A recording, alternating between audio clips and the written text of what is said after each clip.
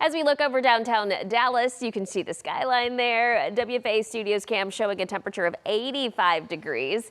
Our wind gusts of about 26 miles per hour. That wind gust pretty consistent and out of the south, helping increase humidity, and the increase in humidity, of course, helps the heat index climb. And that's really what you feel when you step out. Right now, the heat index isn't a drastic change from the actual temperature. Right now, it's 86 at DFW, but it feels like 88 when you factor in the humidity. Wind is out of the southwest. It could be gusting 20-25 miles per hour as we head into the afternoon time frame. So let's talk about that rain that has snuck into the area.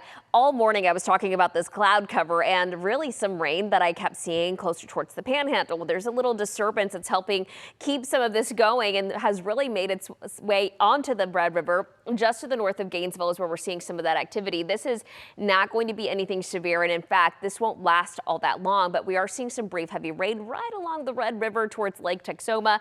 We'll eventually see a lot of this clearing out and maybe just some cloud cover kind of moving back over areas of the Metroplex. You can see that cloud cover moving over DFW here in the next couple of hours. So if you see a little more cloud cover, that's exactly why. But look at this, completely rain free for us. And that means our temperature will climb to about 96 degrees in Dallas, 95 in Fort Worth, 92 in Denton, 91 in McKinney. Locations to the northeast, closer towards Paris, Clarksville, Bonham, they're going to be a little bit lower. And it has to do with the rain that we saw earlier this week. The ground is saturated, and that allows temperatures to climb a lot slower. So that's the reason why it's slightly cooler in those locations. But out west, you could very well see some triple-digit heat, and that is simply because air is drier, and drier air warms a lot faster.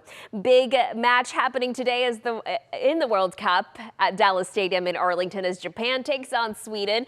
Temperature topping out at about 96 degrees around 4, so leading up to the match.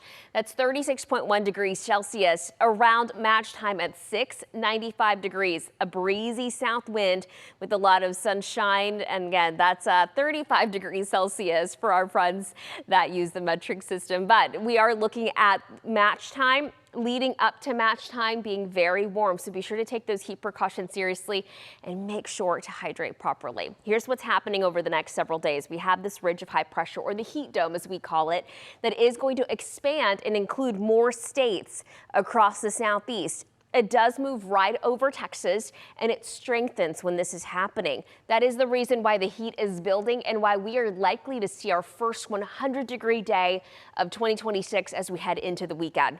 Rain chances as a result also looking very limited.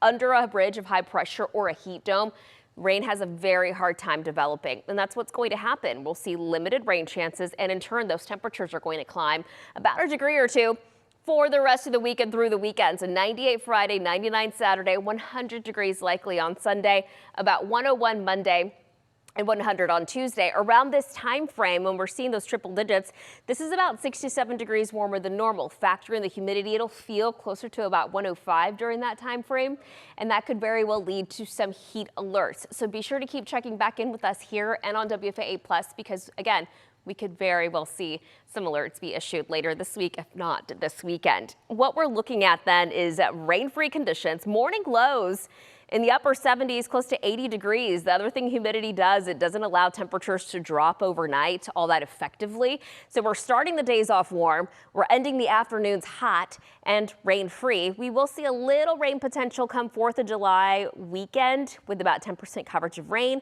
Highs generally in the upper 90s. Overall, just a very summer-like forecast here in Texas, Kara.